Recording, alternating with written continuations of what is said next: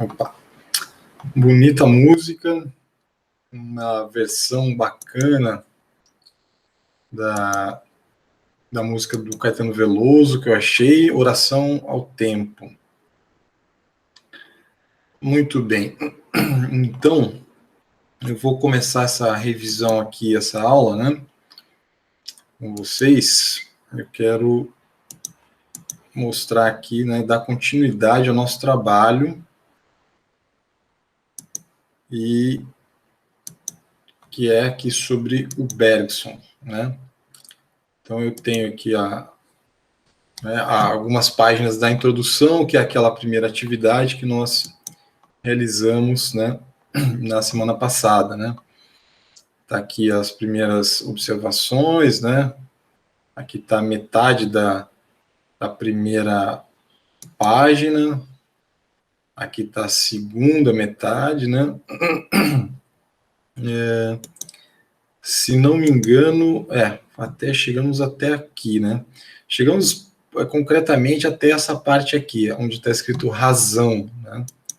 Aqui, nessa parte aqui, razão, né? Foi onde nós paramos as anotações, né? Essa segunda frase aqui, ela tem uma complexidade maior, então eu lembro que eu travei um pouco a minha criatividade nesse ponto ali, né? Mas ela diz assim: mas disso também deveria resultar que nosso pensamento, sob sua forma puramente lógica, é incapaz de se representar a verdadeira natureza da vida, a significação profunda do movimento evolutivo, tá? Isso aqui, por si só, né, já daria uma bela reflexão, né, essa frase, né? Porque o Bergson, de certa forma, está dizendo que nosso pensamento não consegue nos representar a verdadeira natureza da vida, né? Ou seja, a essência da vida, né? A significação última do movimento evolutivo. Tá? Como é que eu interpreto essa passagem aqui? É claro que cada um de vocês poderia interpretar a sua maneira, né? Mas vamos lá, assim, ó, a primeira reflexão que eu poderia fazer aqui é no sentido de pensar sobre o que significa esse movimento evolutivo, né? Assim, as espécies vão se adaptando, né? Nós chegamos a esse ponto de termos essa consciência da nossa existência, da nossa finitude, né? Coisa que talvez os animais não tenham, né? E nós temos e essa consciência é a nossa arma, né? Mas se pensarmos assim, qual é o significado disso, né? Nós podemos cada vez mais compreender, né, como que nós chegamos a ser o que somos, né, no planeta, na existência, tá? Mas por que chegamos, né, a isso? É uma pergunta da filosofia, né? Por que a gente chegou a isso? Uma resposta religiosa seria a vontade de Deus, a vontade divina, né? A depender das religiões, né? Mas essa resposta não nos satisfaz, né? Filosoficamente, ela não é boa, né? Digamos assim, filosoficamente, ela é insatisfatória, né? Não responde à pergunta de um ponto de vista lógico, filosófico, né? Mas vamos lá. Então, criado pela vida em circunstâncias determinadas para agir sobre coisas determinadas, como poderia abarcar a vida da qual não é mais do que uma emanação ou aspecto, né? Então, o nosso pensamento, tá? O nosso pensamento, ele ele é uma própria criação da vida, né? Ele é uma criação da vida. Pensar, isso aqui é para significar a palavra pensar, tá? O pensar é um produto da vida, né? Então é como se ele fosse uma consequência da vida, né? E aí, como é que ele vai fazer para digamos assim, ele próprio explicar-se, né? Isso aqui é um ponto extremamente complexo de se pensar, né? Talvez seja até simples e eu que esteja complicando, mas é como se eu dissesse assim, ó, eu tenho um equipamento para compreender o mundo, né? Mas esse equipamento ele não consegue compreender a totalidade do mundo, né? Não consegue compreender nem ele próprio e nem por que ele se desenvolveu para compreender o mundo, tá? Alguns questionamentos possíveis assim que eu poderia colocar nessa parte, né? Criado pela vida em circunstâncias determinadas para agir sobre coisas determinadas, como poderia abarcar a vida da qual não é mais do que uma emanação ou aspecto? O pensar, né? O pensar é um aspecto da vida, tá? Ele próprio. Então, se ele é a forma de explicar a vida, né?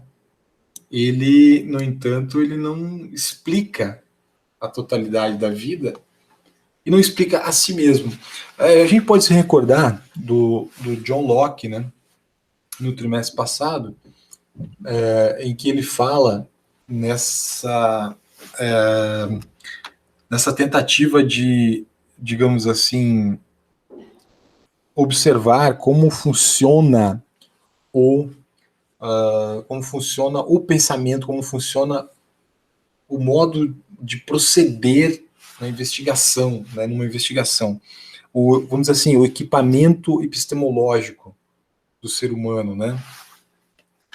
É sobre isso que o Locke se debruça, né, naquele texto, né, sobre o entendimento humano, né? Quer dizer, o entendimento humano é como se fosse uma ferramenta que é aplicada para entender certas regras, né, da natureza, digamos assim, né? Certas regularidades, ou até mesmo irregularidades, né? Certos fenômenos, né? Que são observados na natureza. Quando o Locke faz seu trabalho, ele está querendo apontar o telescópio para o telescópio. Né? Vamos pensar assim, o entendimento é um telescópio que me permite ver a uma longa distância, ver, entender, prever, tá? Dominar. Né? Então, quando o Locke começa a pensar sobre a epistemologia, a gente poderia usar mal comparando, né, essa analogia. É como se o telescópio fosse se autoanalisar ou auto-observar. Né? O telescópio como sendo a, a, a capacidade epistemológica, né? Ou seja, o conhecimento, a capacidade de conhecer. Né? O pensar é isso, né? Mas ele não consegue, aqui diz o Bergson, né? Ele não consegue representar a verdadeira natureza da vida, tá? Ele talvez se represente parte dela, né? Ele é parte dela, porque pensar é viver, né? Tá? Então, ele é uma emanação, ele é um aspecto da vida, o pensar, tá? Como é que eu posso dizer isso para vocês de outra forma? Pense assim, ó, quando você come um alimento, certas enzimas elas agem para decodificar, né, o alimento em partículas menores que possam ser absorvidas, né, como energia pelo organismo, tá? Elas se aplicam sobre aquele alimento que você comeu. Sei lá, você comeu uma fatia de pão ou, sei lá, comeu uma fruta, né?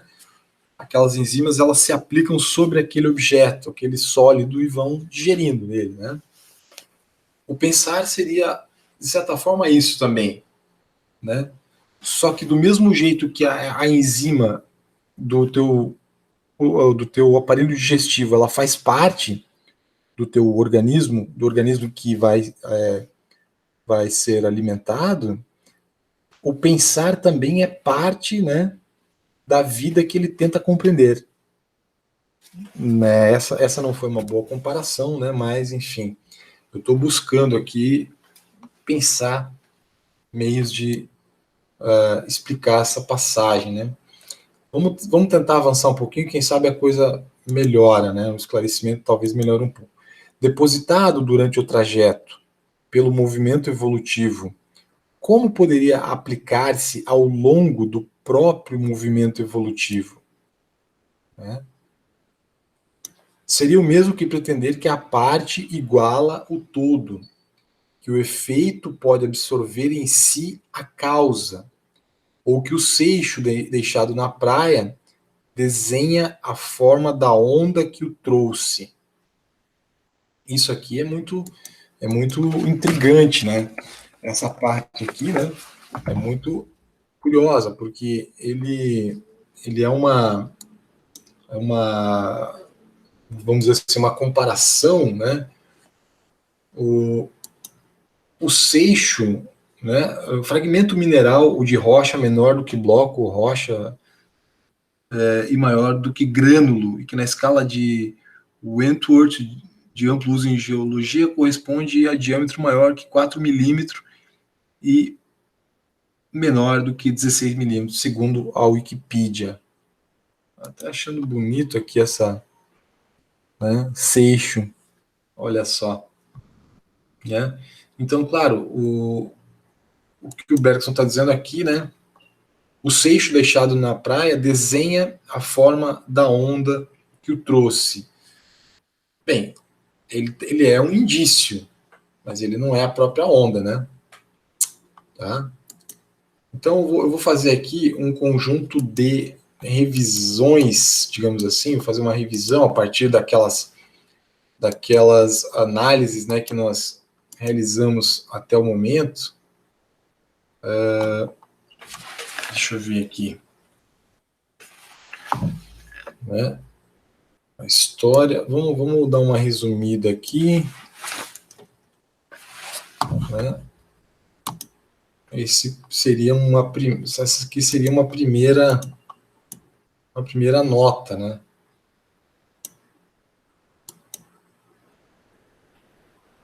Mas ela não salvou aqui completamente, então quer dizer que eu preciso diminuir o tamanho. Espera lá.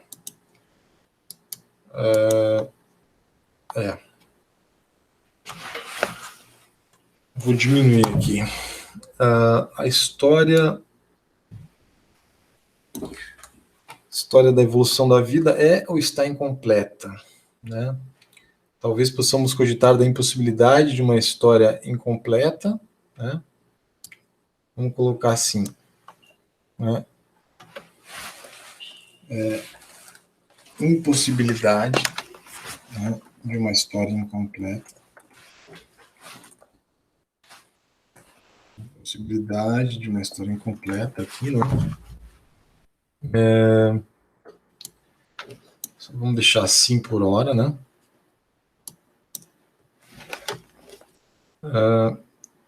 E vamos colocar aqui recorte biológico. Tá? Vou deixar assim, vamos ver se assim eu consigo fazer essa nota aqui funcionar. Né? Vamos lá. Então eu tenho, acho que funcionou, né? Tem essa primeira nota aqui, né? Só revisando, né? Depois eu tenho a segunda parte aqui das anotações, né? Vamos lá.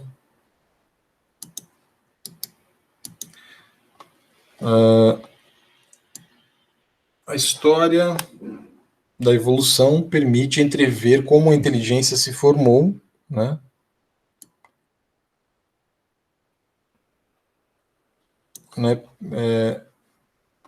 Permite entrever, né? Entrever a formação da inteligência.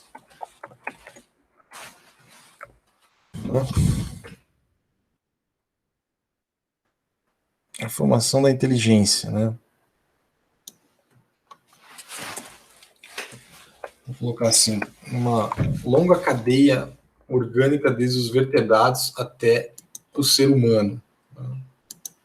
Então eu teria aqui mais uma nota aqui, né, para essa revisão, né? Aqui tem uma muito grande, vamos lá, né?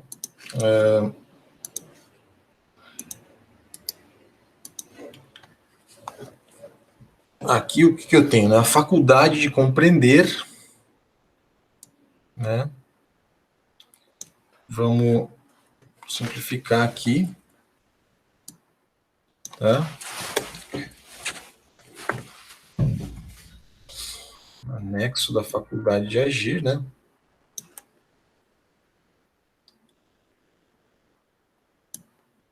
Tá? A inteligência é um instrumento de monitoramento geral da matéria, né? Isso aqui, essa distinção sujeito-objeto, eu vou deixar por hora de lado, né?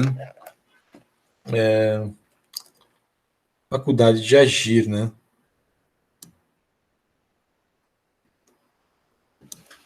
Vou colocar assim, faculdade de agir para a existência da espécie, tá?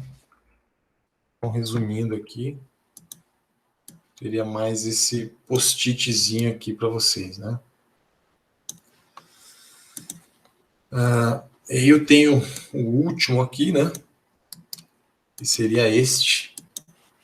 Tá? Vamos lá. Vamos resumir aqui, né? A inteligência sente-se familiarizada para tratar de objetos sólidos, né? A geometria é seu campo por excelência. Tá? A inteligência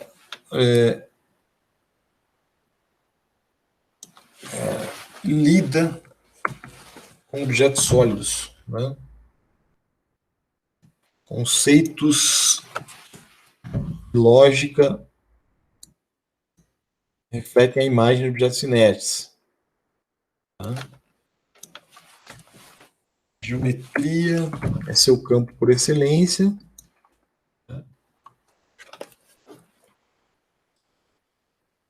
E realiza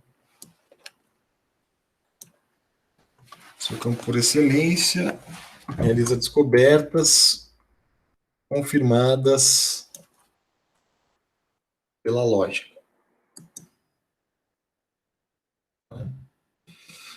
Vamos lá. Inteligência lida com objetos sólidos, né? Conceitos e lógicas refletem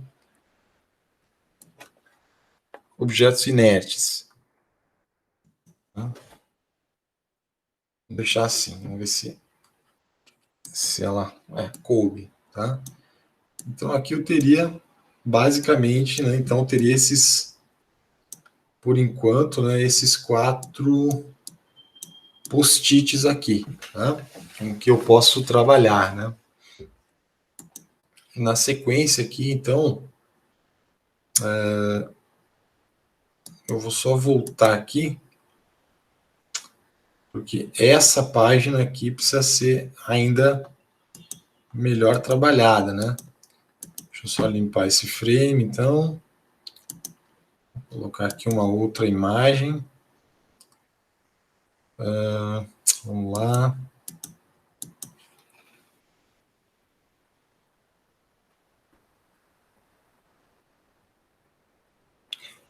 Acho que é essa aqui. Não tenho bem certeza, mas acho que é. Deixa eu só ver aqui. Mas disso também deveria resultar que nosso pensamento... Tá, eu quero esse ponto aqui. É isso mesmo. Tá? É aqui, ó. Deixa eu ampliar bem, né?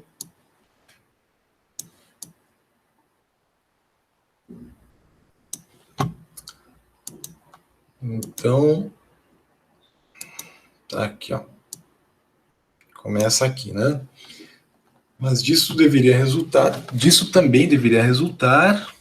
Espera lá. Eu gostaria de ampliar mais, mas não é possível.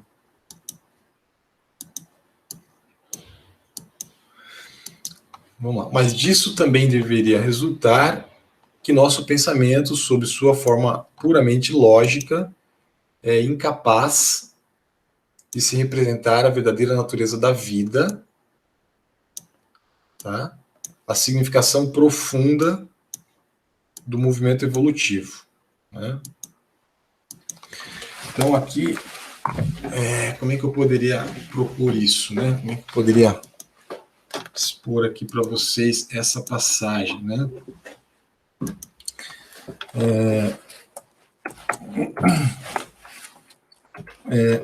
Esse, digamos assim, esse modelo de atuação da inteligência, esse modelo de atuação da inteligência,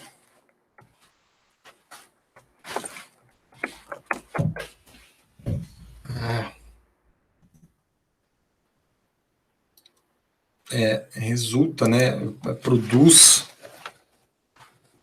sua incapacidade de representar-se o verdadeiro significado da vida. Vamos colocar assim, né?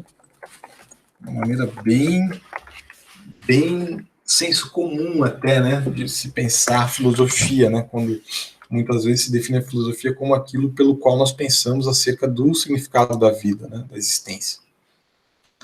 Tá? Criado pela vida em circunstâncias determinadas para agir sobre coisas determinadas, como poderia abarcar a vida, da qual não é mais que uma emanação ou um aspecto? Olha, isso aqui, né? Eu tenho que pensar, né? A inteligência, se a inteligência é um instrumento para... Puxa vida, estou sempre errando, né? É um instrumento para dominar certos aspectos da vida,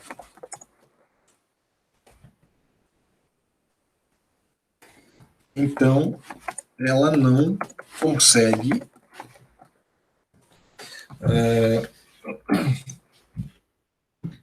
vamos ver aqui, abarcar, né? Abarcar a totalidade da vida. Tá? Pensar no exemplo do tubarão. Tá? O tubarão, ele tem uma capacidade olfativa muito poderosa. Ele sente o cheiro de sangue, né, a quilômetros de distância. Tá? Então, essa capacidade é como se fosse uma... como eu posso dizer, uma ferramenta, né, que ele usa, uma dada ferramenta. Mas ela vai servir para aquilo, para aquele aspecto, né, para captar aquele aspecto da vida e ter aquele, digamos assim, aquela reação ao meio ambiente, né? a inteligência é um instrumento mais amplo do que o olfato do tubarão, né? Ela é uma força, ela é a força da espécie humana, né? Mas ela também não consegue abarcar a totalidade da vida, né? Ela é também um instrumento, por assim dizer, né? Utilizado para dominar a vida e, portanto, ela não consegue propriamente abarcar a totalidade da vida, né? Depositado durante o trajeto pelo movimento evolutivo, como poderia aplicar-se ao longo do próprio movimento evolutivo, né? Isso aqui, em parte, eu tenho a impressão de que isso aqui, em parte, poderia ser pensado, né? Em parte, talvez, né, a inteligência humana possa explicar como ela se desenvolveu, né? Pode se explicar como, né, a teoria da evolução é capaz, né, de explicar de que maneira, né, o cérebro humano chegou a esse ponto, né, de desenvolvimento, né? Tá? Mas ainda assim, né, ainda assim, ela é parte de um processo evolutivo da vida, de um processo evolutivo geral da vida, né? Ela é um processo evolutivo geral da vida, né? Assim, sei lá, o tubarão desenvolveu aquela capacidade olfativa, né? E certas espécies que sobrevivem a ele podem desenvolver também a capacidade de sobreviver, né, a essa arma, né? E a um ecossistema que se harmoniza, por assim dizer, né? Seria o mesmo que pretender que a parte iguala o todo, que o efeito pode absorver em si a causa, ou que o seixo deixado na praia desenha a forma da onda que o trouxe, né? Isso aqui faz sentido, né? O seixo, ele de fato desenha, ou de fato ele pode ser indício da onda, né? Mas ele não é a própria onda, tá? Vamos lá. E agora aqui, deixa eu ver. De fato, sentimos perfeitamente que nenhuma das categorias do nosso pensamento, unidade, multiplicidade, causalidade mecânica, finalidade inteligente, se aplica de forma exata às coisas da vida. Né? Quem pode dizer onde começa e onde termina a individualidade? Se o ser vivo é um ou vários, se são as células que se associam em organismo ou se é o organismo que se dissocia em células. Poxa, isso aqui é muito engraçado, né? Remete muito aquele pensamento da filosofia pré-socrática, né? De certa forma, né? Ele está dizendo que você não tem como saber, né, se as partes elas são geridas por uma totalidade ou se é a totalidade que é determinada pelas partes, né, de certa forma, né? Nenhuma de nossas categorias de pensamento, então vamos colocar aqui categorias de pensamento. Isso aqui é no mínimo curioso, né? Categorias de pensamento: unidade, multiplicidade. Isso aqui dá para pensar um pouco sobre a filosofia pré-socrática, né? Causalidade mecânica,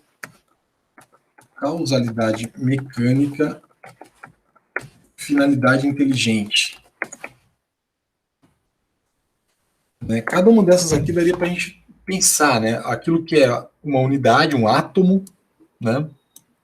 Aquilo que é uma multiplicidade, aquilo que é uma causalidade mecânica, tá? Aquilo que é uma finalidade inteligente.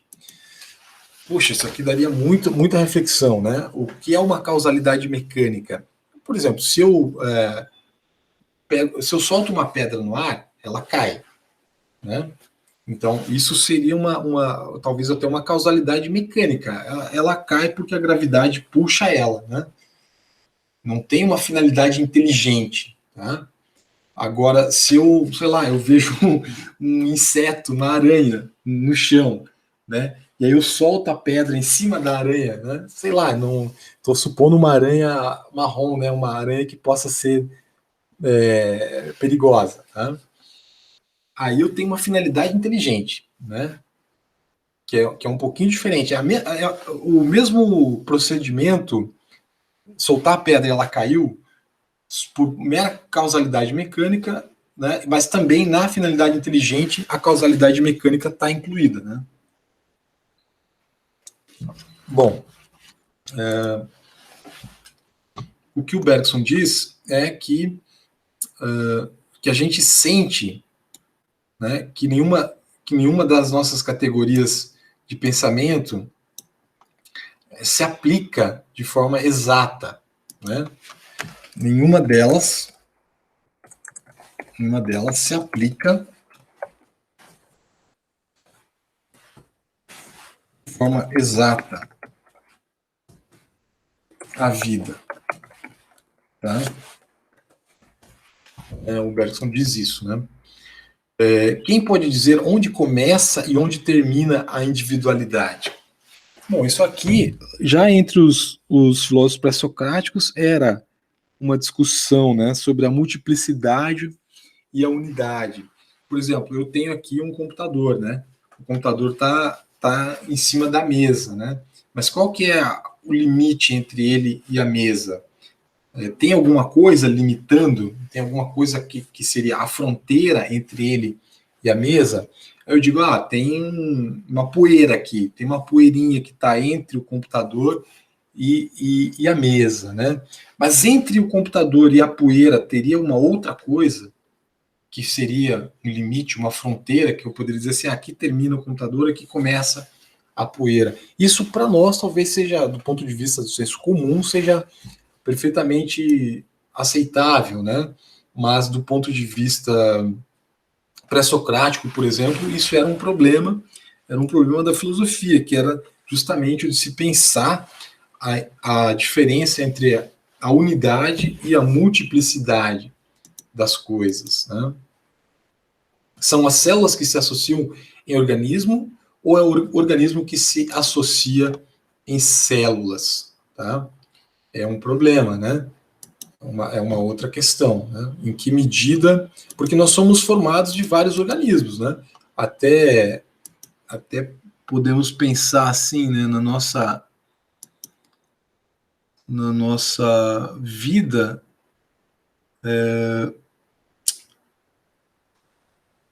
o, deixa eu encontrar, nosso corpo é formado de vários outros organismos, né? Eu estava pensando sobre a alimentação, né? Você se alimenta, por exemplo, de iogurte, né? Que pode ter aquelas bactérias, né? Que vão ajudar no sistema digestivo. Tem pessoas para quem faz mal, né? As pessoas que possuem algum tipo de alergia, né? À lactose, né?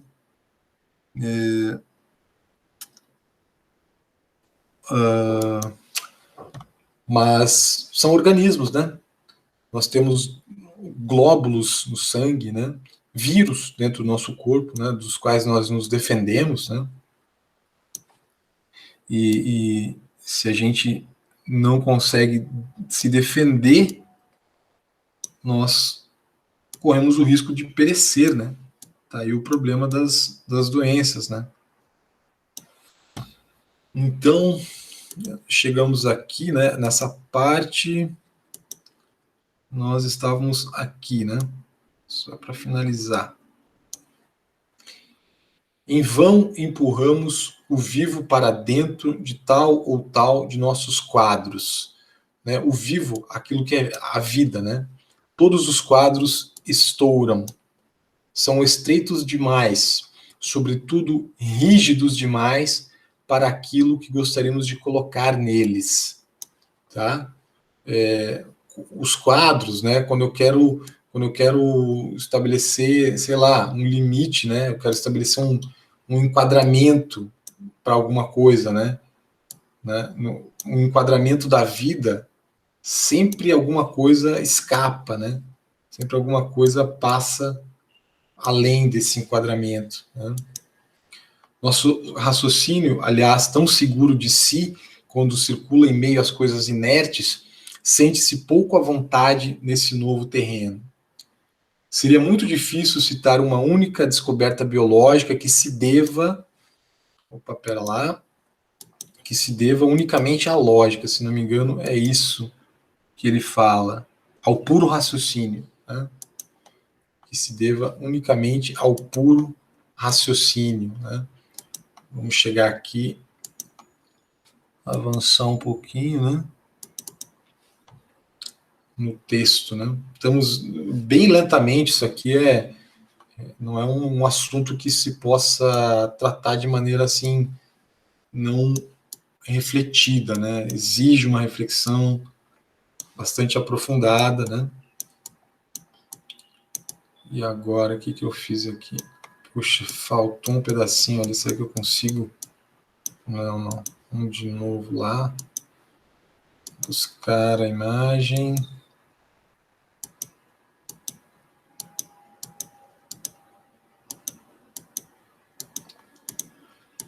Aqui.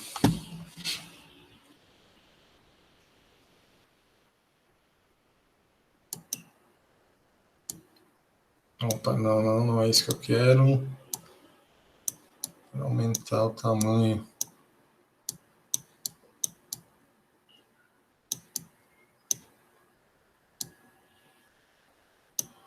Né? É difícil de achar alguma coisa que uma única descoberta biológica que se deva ao puro raciocínio. Ó, isso aqui é bem interessante, né? Nós pensarmos com o Bergson lá, né? Com o Popper, aliás, né? Que fala que uma teoria ela pode ser, ela não precisa ser empírica, né? Mas aqui o Bergson está dizendo que talvez não exista, né, nenhuma descoberta biológica, né, que se deva ao puro raciocínio, né? Então vamos colocar aqui tá? Bergson afirma que nenhuma descoberta biológica deve-se ao puro pensamento, né? Ao puro é pensamento ou é raciocínio? Raciocínio. Ao puro raciocínio. De certa forma, aqui ele está dizendo algo que está aqui, né? A razão realiza descobertas lógicas que são confirmadas pela experiência. Ele disse lá atrás, né? Mas aqui ele está afirmando que nenhuma descoberta biológica deve-se ao puro raciocínio, ou seja, em alguma medida, elas exigem a experiência, né? E o mais das vezes, quando a experiência finalmente nos mostra como a vida procede para obter um certo resultado, descobrimos que seu modo de operar é precisamente aquele no qual nunca teríamos pensado, né? Ou seja, a vida surpreende, né? A vida surpreende nossa lógica, né? Quase sempre, dá para dizer assim, né? Seria um novo tópico aqui, né? No entanto, a filosofia evolucionista não hesita em estender as coisas da vida, os procedimentos de explicação que funcionaram para a matéria bruta. Começara por nos mostrar na inteligência um efeito local da evolução, né? Ou seja, a inteligência seria um efeito local da evolução. Uma pequena luz, talvez acidental, né, que ilumina o vai-vem dos seres vivos na estreita passagem franqueada à sua ação. E eis que, de repente, esquecendo o que acaba de nos dizer, transforma essa lanterna manobrada no fundo de um subterrâneo em um sol que iluminaria o mundo. Olha só, essa imagem aqui é muito interessante, né? A inteligência, ela é uma lanterna, tá? Com a qual o ser humano vai se virando ali, né? Mas, de certa forma, ela acaba por ser hiper valorizada e transformada num sol, né? Então, há um esquecimento, né? De certa forma, o Bergson está dizendo aqui que se esquece, né? O fato da inteligência mesmo ser um efeito, né? Digamos assim, é como se ela fosse uma lanterna, né? Mas ela própria não consegue se iluminar, né?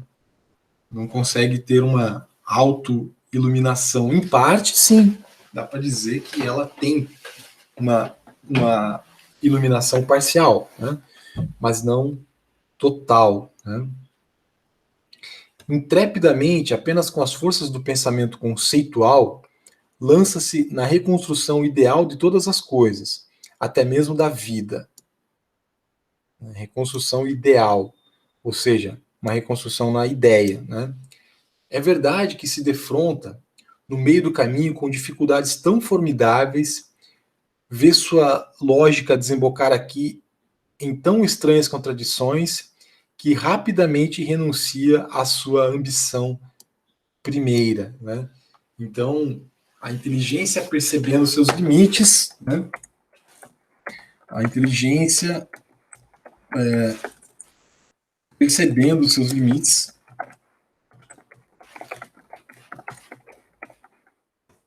muitas vezes renuncia a seu propósito de explicar a vida, né? Isso aqui é uma coisa bem curiosa, né? Eu até tive uma conversa com uma aluna sobre isso, ela me questionou algo mais ou menos por esses termos, assim, sabe? Ela me dizia que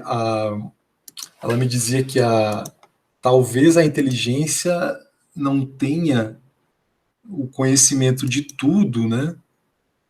Mas ela pode ter, né? Isso aqui era uma coisa bem engraçada que essa aluna me falava, assim. Ela dizia que a inteligência pode não ter o conhecimento de tudo no momento, mas nada impede que um dia ela tenha. Ou seja, ela estava defendendo a ideia de que é possível, né, que a inteligência, em determinado momento, ela tenha uma compreensão da totalidade das coisas, né?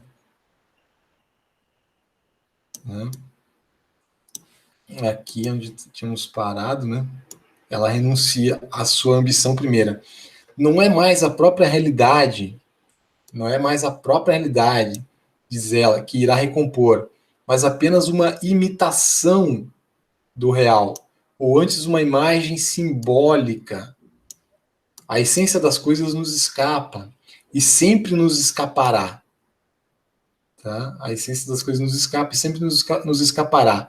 Movemos-nos em meio a relações. O absoluto não é de nossa alçada. Detenhamo-nos frente ao incognoscível, aquilo que não pode ser compreendido, né? Isso aqui, pessoal, de certa forma, remete a um filósofo que vocês já devem ter visto, né? Que é o Kant. É difícil de escrever, mas vai. Né? O filósofo alemão Kant. Tá? Kant dizia que nós conseguimos captar os fenômenos, né? Ou seja, a representação, na verdade, a representação dos fenômenos, mas nunca os fenômenos em si, nunca conseguimos uma explicação completa, final dos fenômenos, né? Até isso me discutia com aquela aluna, não me recordo o nome, não quero falar o nome porque talvez ela não queira que eu fale, né? Mas é uma pessoa muito bacana, né? E que é muito interessada nesses debates, né? Ela me dizia que talvez seja possível um dia que a inteligência tenha o conhecimento da totalidade das coisas, né? Eu não sei se um dia realmente teremos essa totalidade, né? Quem sabe, né? Não dá para ter uma afirmação também peremptória, né? Sobre isso. Pode ser que a inteligência alcance níveis que ela acabe por viabilizar, né? A compreensão de uma totalidade muito maior de coisas, né? Mas por hora, aqui o Bergson está falando assim, existem limites, né? E vamos escrever isso aqui. A inteligência acaba por resignar-se, né? Acaba por resignar-se em tentar compreender, né?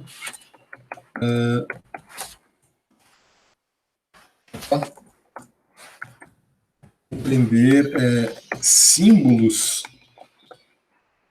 ou signos da realidade, né? Signos da realidade que não são a própria realidade, né? Que não são a própria realidade. Ou seja, acaba por tentar compreender as representações da realidade. Né? Por exemplo, como que nós pensamos o mundo, né? Quando eu falo mundo, a palavra, o som, ele já me dá uma representação do que eu estou pensando, né? Mas ele não é a própria coisa que ele representa, que esse representante representa, entendem? Tá? Aqui nós podemos até pesquisar Kant, né? Pesquisar Kant nesse ponto, né? E sua distinção entre fenômeno e essência. Fenômeno e essência, né? Nós sempre temos acesso ao fenômeno, tá? Mas nunca temos acesso à essência do fenômeno nele mesmo. Tá? Nós não temos acesso à coisa em si, digamos assim, né? Do Kant, né? Aqui valeria a pena pesquisar conceito de coisa em si em Kant. Isso aqui vale a pena. Tá? Eu não conheço Kant, não sou especialista, é uma enorme lacuna da minha formação. É um autor que eu não tive nenhum aprofundamento, né? E é um dos 5 mais importantes da história da filosofia, considerado um dos 5 mais importantes, né? De certa forma, nós estamos sempre imersos no kantismo, nós pensamos, de certa forma, no kantismo, mas nós não temos um conhecimento muito objetivo sobre isso, né? Tá? Então, aqui o Bergson diz, né? Eventualmente, a inteligência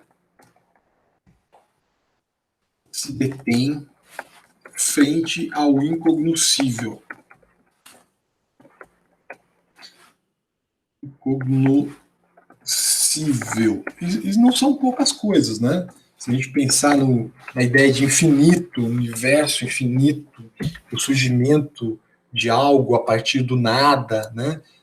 Os gregos diziam na antiguidade, nada vem do nada.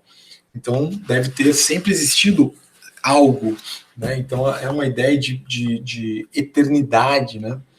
São várias coisas que nós poderíamos dizer assim, incognoscível, né? Mas eis aí realmente, depois de muito orgulho para a inteligência humana, um excesso de humildade. Se a forma intelectual do ser vivo se modelou pouco a pouco, tá? Aqui eu vou até sublinhar isso aqui, né? Torna-se essa ideia de humildade, né? Se a forma intelectual do ser vivo se modelou pouco a pouco, pelas ações e reações recíprocas de determinados corpos de seu entorno material, como se furtaria a nos oferecer algo da essência mesma da qual os corpos são feitos? Ora, se a inteligência, né, que estuda como os corpos evoluíram para ser os corpos que são, né? Por exemplo, o corpo humano chegou a esse formato, né? Digamos assim, atual, a partir de uma evolução, né? E a inteligência mesma, ela faz parte, né, desse processo de formação, desse processo de evolução, né? E ela se modela, né, por ações recíprocas de determinados corpos, tá? São determinados corpos e seu entorno material, tá? Como se furtaria a nos oferecer algo da essência mesma da qual os corpos são feitos? É a pergunta que o Bergson faz. Ele está perguntando aqui de que maneira a inteligência poderia ser explicada sem se considerar ela mesma como um corpo, né? A ação não poderia mover-nos no irreal. De um espírito nascido para especular ou para sonhar, eu poderia admitir que permaneça. Espera lá. Deixa eu ver se eu consigo aumentar um pouquinho aqui o tamanho. Que permaneça exterior à realidade, que a deforme e que a transforme, talvez mesmo que a crie, como criamos as figuras de homens e de animais que nossa imaginação recorta na nuvem que passa. Mas uma inteligência voltada para a ação que irá realizar-se e para a reação que se seguirá, que apalpa seu objeto para receber a todo instante sua impressão móvel, é uma inteligência que toca algo do absoluto. Acaso nos teria algum dia ocorrido a ideia de pôr em dúvida esse valor absoluto do nosso conhecimento, se a filosofia não nos tivesse mostrado com que contradições nossa especulação se choca, em que impasses desemboca? Vejam que isso aqui é bastante amplo, né? Uma inteligência voltada para a ação, né, que irá realizar-se e para a reação que seguirá, que apalpa seu objeto para receber a todo instante sua impressão móvel, é uma inteligência que toca algo do absoluto. Agora, o que seria esse absoluto, né? Eis um problema. O que seria esse absoluto aqui? Porque se nós estamos a todo momento aplicando nossa inteligência a coisas móveis, né? Porque a própria inteligência está evoluindo à medida em que ela se autoanalisa. Ou seja, tudo seria relativo, né? Então, o que seria absoluto, né? Acaso nos teria algum dia ocorrido a ideia de pôr em dúvida esse valor absoluto de nosso conhecimento, se a filosofia não nos tivesse mostrado com que contradições nossa especulação se choca, em que impasses desemboca? Ele pergunta, né? Ou seja, podemos escrever assim, né? A inteligência que lida com o móvel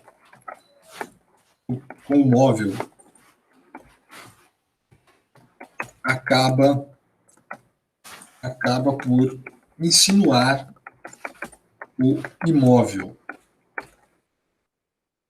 Lida com o relativo e acaba por deparar-se com o absoluto. Para o religioso, isso não é um problema, né? O religioso vai logo pensar em Deus como o absoluto. Então ele já teria essa resposta do que seria esse absoluto, né? Mas para a filosofia isso não é satisfatório, né? A inteligência, a colocar em dúvida esse valor absoluto do nosso conhecimento, tá? Decorre do fato da inteligência, da filosofia, né? Então a filosofia nos mostra as contradições com que a nossa especulação se choca, os impasses, né? Vamos colocar aqui a filosofia. A filosofia revela essas contradições do nosso conhecimento, do nosso pretenso conhecimento, né? Que é produto, né? Que é produto da nossa arma evolutiva, a inteligência. Né? Como o olfato é a arma evolutiva do tubarão. Tá? Bem,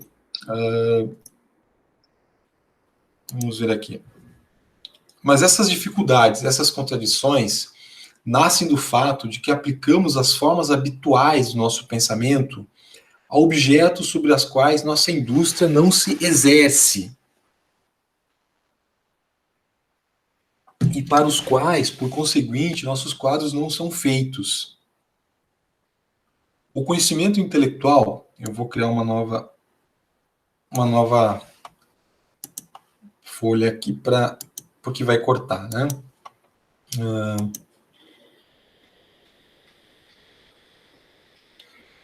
Deixa eu ver, acho que é essa aqui.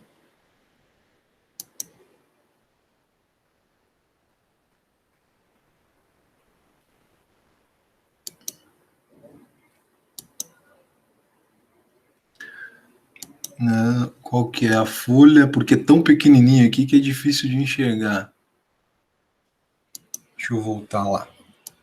Só para eu pegar onde que eu tô. O conhecimento intelectual.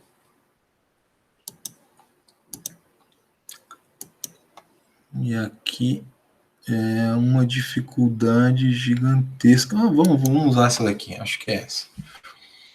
Acredito que seja. Vamos lá, internet.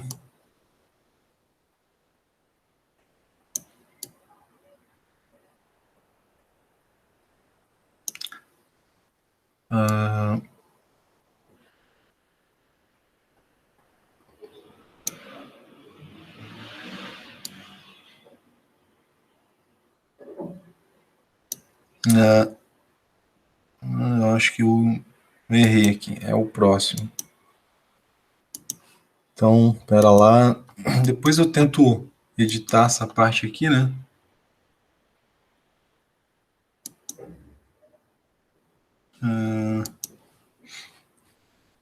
Agora, qual página que eu estou? A filosofia evolucionista. Admitir que permaneça exterior à realidade. Vamos lá.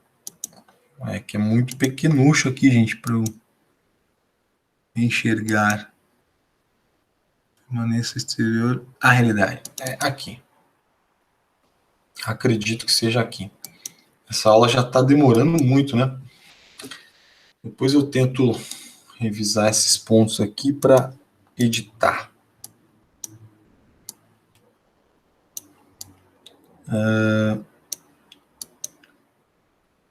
O conhecimento intelectual, na medida em que remete a um certo aspecto da matéria inerte, deve, pelo contrário, nos apresentar sua impressão fiel. Ah, puxa vida.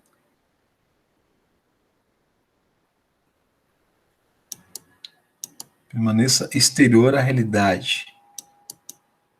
É isso mesmo. E aqui onde que eu estava?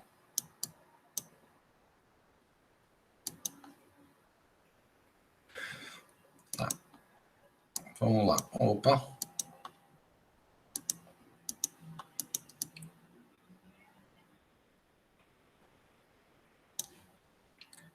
Vamos ampliar aqui.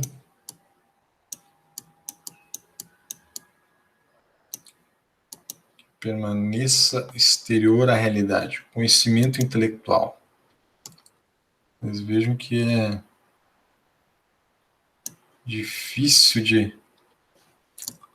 Aqui, achei. Ufa, finalmente, hein?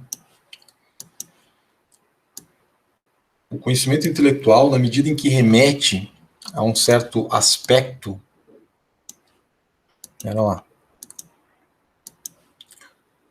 O conhecimento intelectual, na medida em que remete a um certo aspecto da matéria inerte, deve, pelo contrário, nos apresentar sua impressão fiel.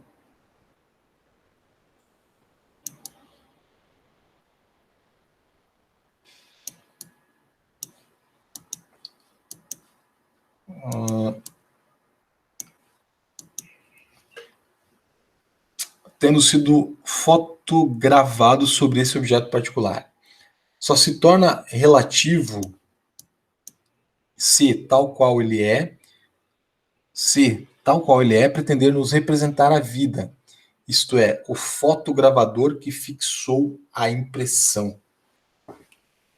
Tá? Eis um problema aqui, né? O fotogravador que fixou a impressão. O que seria esse fotogravador? Né? Para alguns seria Deus, talvez, né? Para outros seria, sei lá, um impulso vital da natureza, né? A própria força da natureza. Né? Caberia, então, renunciar a aprofundar a natureza da vida? Caberia ter-se a representação mecanicista que o entendimento sempre nos dará dela, a representação necessariamente artificial e simbólica, uma vez que restringe a atividade total da vida à forma de uma certa atividade humana, a qual não é mais que uma manifestação parcial e local da vida, um efeito ou resíduo da operação vital. Tá? Aqui, a gente poderia pensar, poderíamos pensar assim, se pensarmos, tá? Se pensarmos com Galileu, o universo, né, é um livro aberto, escrito em símbolos matemáticos.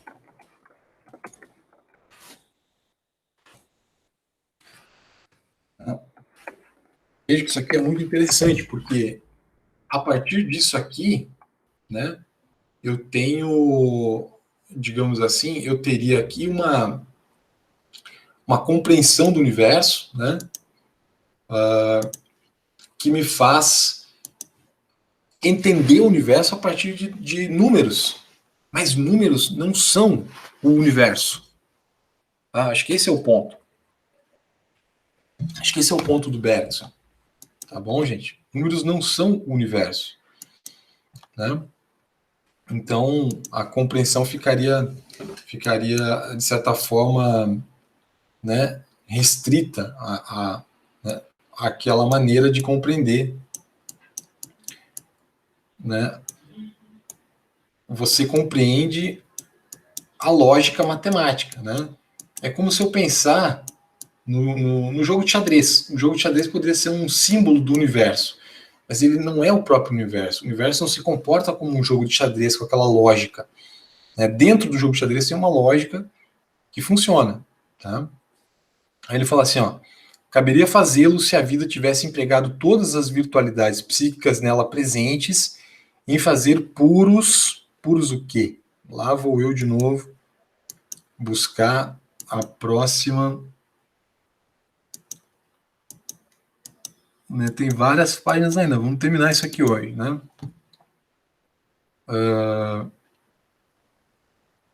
Opa, não era aqui que eu queria colocar.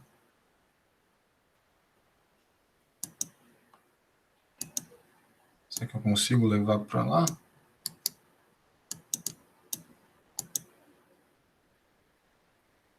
Não. Então, venhamos aqui. Opa, errei.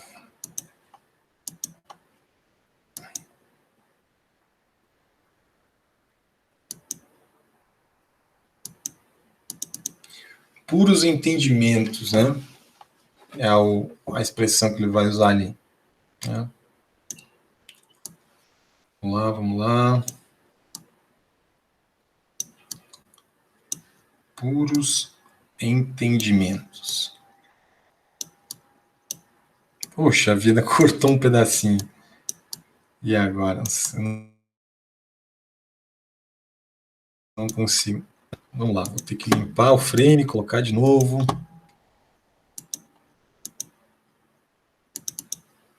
Não faz mal, depois eu tento editar isso aqui, tá, gente? Posso tentar cortar as partes que ficaram... Essas partes porque a gente perdeu tempo, né? Puros entendimentos, isto é, em preparar geômetras, né?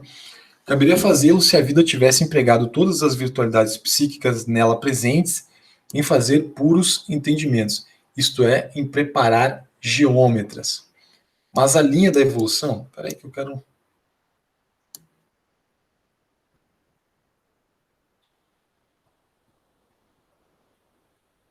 aumentar o que eu puder aqui. Agora sim.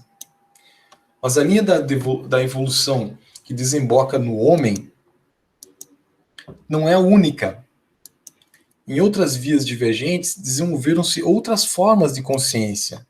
Olha que interessante isso daqui, né? Desenvolveram-se outras formas de consciência que não souberam libertar-se das amarras exteriores, nem reconquistar-se a si mesmas, como fez a inteligência humana. Tá? Mas que nem por isso exprimem menos elas também algo de imanente e essencial ao movimento evolutivo.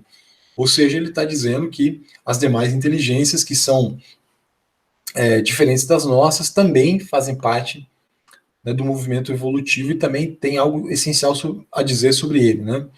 Aproximando-se umas das outras, fazendo-as fusionar em seguida com a inteligência, acaso não obteríamos, desta vez, uma consciência coextensiva à vida e capaz de, voltando-se bruscamente contra o impulso vital que sente atrás de si, obter dele uma visão integral, ainda que sem dúvida evanescente? De certa forma, ele está dizendo assim, que as inteligências, né? Vamos escrever aqui, né? As inteligências analisadas em conjunto poderiam ser úteis para compreendermos o quadro geral da vida. Né? E é claro que nós fazemos isso, né? A biologia estuda, né, o comportamento dos animais também, né? Que a inteligência deles determina, né? O comportamento deles é determinado pela sua inteligência. Né? Tá? Então, aproximando-se umas das outras, fazendo-as fusionar tudo, né, em torno da vida, né? Em seguida, com a inteligência, acaso não obteríamos dessa vez uma consciência coextensiva à vida e capaz de, voltando-se bruscamente contra o impulso vital que sente atrás de si, obter dele uma visão integral, ainda que sem dúvida evanescente, então, né, poderia ser capaz de, tendo esse quadro mais geral, né, ter, então, daí ter uma compreensão melhor, né, da vida, ainda que uma compreensão digamos assim, não exata, né, não total, né, porque evanescente, tá? Deixa eu pegar aqui, continuando, né? Eu sei que essa explicação está se tornando bastante precária, tá, gente? Porque eu já estou ficando cansado de falar sobre isso. Mas eu vou hoje terminar isso aqui por uma questão de honra. Eu vou ler a introdução inteira, né? Então ele fala: dirão que nem assim ultrapassamos nossa inteligência, uma vez que é ainda com a nossa inteligência, desculpem, com a nossa inteligência, através da nossa inteligência, que olhamos as outras formas de consciência. E teriam razão em dizê-lo, caso fôssemos puras inteligências, caso não houvesse sobrado, em volta de nosso pensamento conceitual e lógico, uma nebulosidade vaga, feita da substância mesma às expensas da qual se formou o núcleo luminoso que chamamos de inteligência. Tá? Olha, isso aqui eu poderia dizer como Nietzsche, né? Nietzsche afirma que existe animalidade no homem. O homem não é um animal.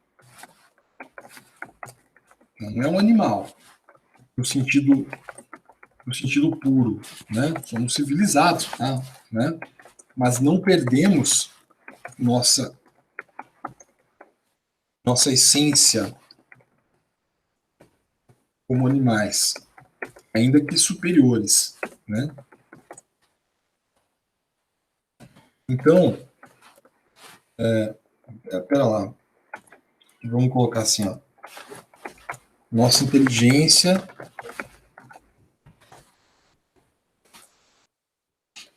um tópico aqui que precede, né? Ó, nossa inteligência é através dela, né? Que nós analisamos, né?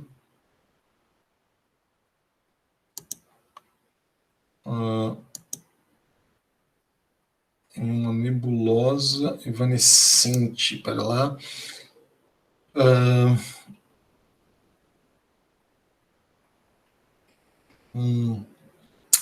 Nossa inteligência, mesmo levando em conta ou somando as demais, né, inteligências, não explicaria por completo o quadro geral da vida. Assim, né?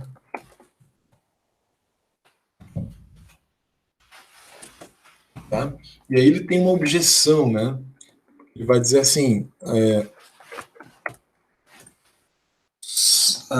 ainda que a gente tente analisar, ainda que tentemos analisar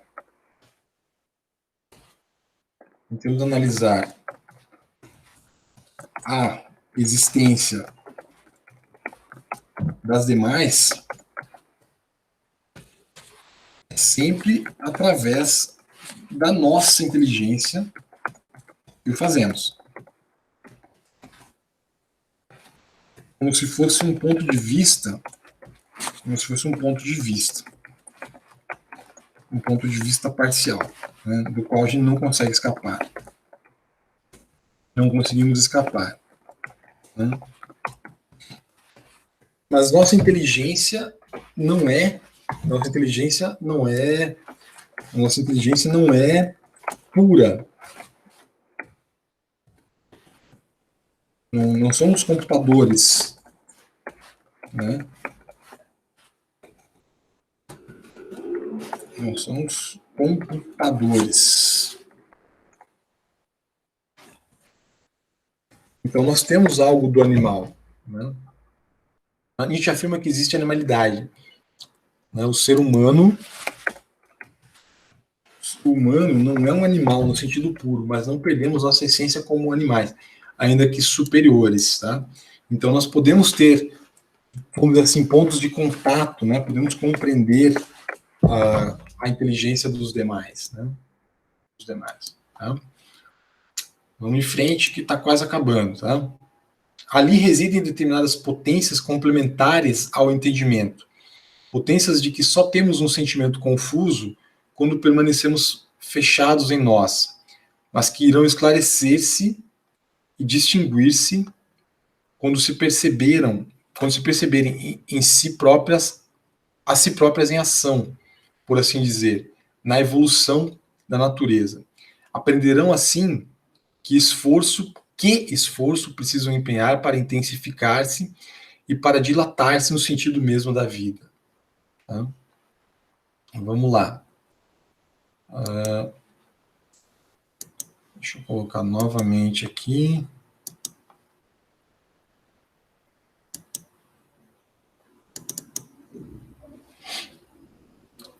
Finalizar essa parte.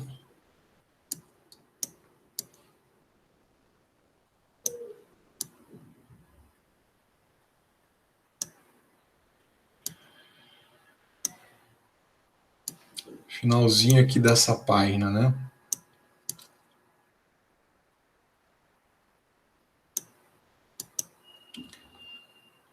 Ali residem determinadas potências complementares ao entendimento, potências de que só temos um sentimento confuso. Tá? Potências complementares. Potências complementares ao entendimento, as potências vitais, né? Talvez Bergson esteja dizendo que nossa inteligência puramente lógica não compreenderia, né? Mas ela anda ao lado dos nossos impulsos, não é uma inteligência fria, né?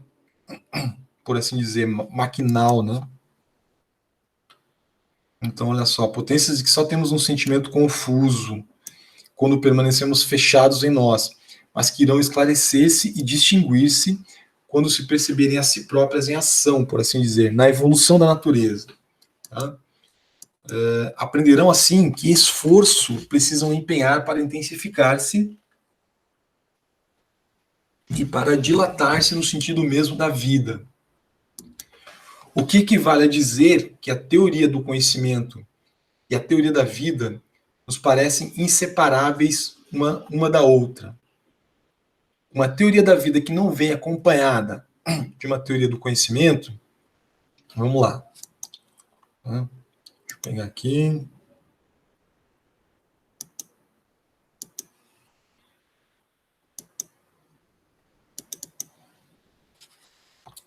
Vamos chegando no final, hein? Vou até o final dessa vez. Perdão.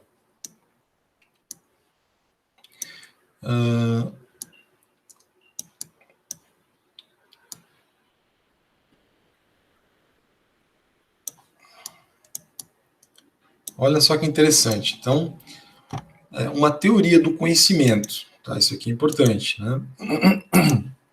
Uma teoria do conhecimento. Aqui a teoria do conhecimento e a teoria da vida são inseparáveis. Tá? Isso aqui é um ponto importante. Uma teoria do conhecimento, teoria da vida, são inseparáveis. Ora, claro, né? O conhecimento faz parte da vida. Então, não tem nem como você dizer que uma teoria do conhecimento seria existente fora da vida, né? o que é uma coisa bem próxima do pensamento do Nietzsche, né? Nietzsche sempre coloca como a vida como sendo o critério de tudo, né? Mas olha aqui, ó. Então, uma teoria da vida que não vem acompanhada de uma teoria crítica do conhecimento é forçada a aceitar tais e quais os conceitos que o entendimento põe à sua disposição. Não pode fazer mais que encerrar os fatos, por bem ou por mal, em quadros pré-existentes que ela considera como definitivos. Tá? Obtém, assim, um simbolismo cômodo, talvez mesmo necessário à ciência positiva, matemática. Né? Posso explicar, Galileu, né? Explicar o universo pelos símbolos matemáticos. Mas não uma visão direta de seu objeto. Tá? Por outro lado, uma teoria do conhecimento que não reinsere a inteligência na evolução geral da vida não nos ensinará nem como os quadros de conhecimento se constituíram, nem como podemos ampliá-los ou ultrapassá-los. É preciso que essas duas investigações, teoria do conhecimento e teoria da vida, se encontrem e, por um processo circular, se impulsionem uma a outra indefinidamente. Tá? Então, vamos lá. Uma teoria, deixa eu ver aqui como é que eu posso explicar isso. Assim, ó, uma teoria do conhecimento que não insere a vida, a teoria do conhecimento que não insira, que não insira a vida, torna-se mero, torna-se mero simbolismo. Né? Como são algumas teorias do universo, né? Alguns cientistas propõem teorias do universo que parecem ser meramente simbolismos, né? Já uma teoria da vida que não inclua o conhecimento,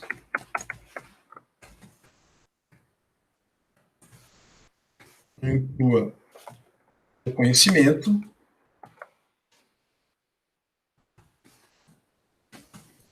é incapaz de explicar a evolução da inteligência.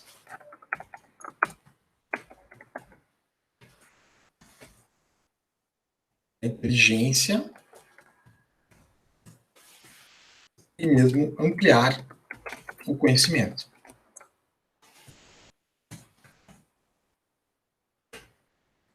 É isso, gente. Pensem aí, tá? Pensem aí, porque isso aqui é realmente um tema extremamente árido, né? Extremamente pesado. Eu já estou me alongando demais aqui no meu tempo, não queria, mas eu vou até o final agora para concluir isso, tá? Uma teoria da vida, uma teoria do conhecimento que não insira a vida torna-se mero simbolismo. E uma teoria da vida que não inclua o conhecimento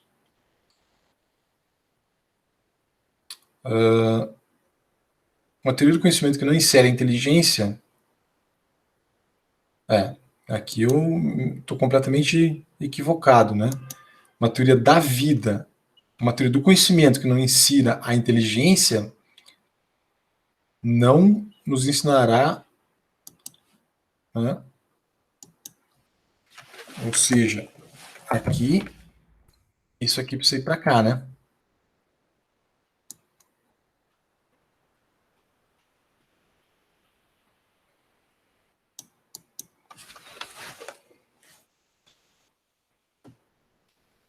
A teoria do conhecimento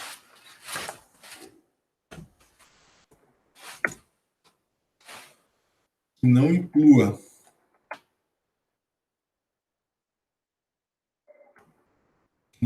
a inteligência, né?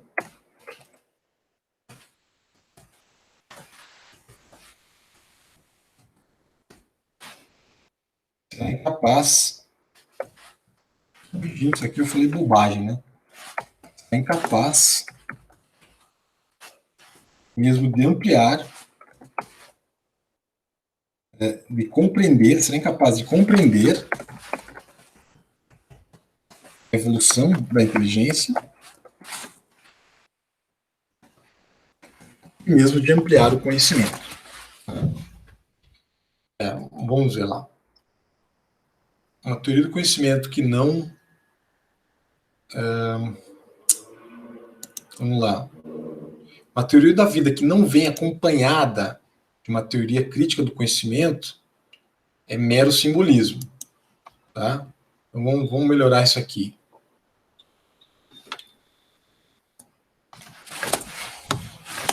Vocês vejam que é difícil, né?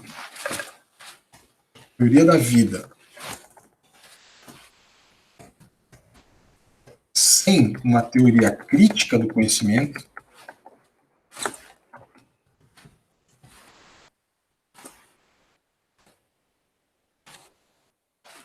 eu estava certo no fim das contas, né? Seria mero simbolismo. Né? A matemática lá, os números, né? Seria mero simbolismo. Tá? Teoria do conhecimento. Eu tinha razão na minha primeira formulação. Não inclua a inteligência. Puxa vida, queria de pausar aqui, gente.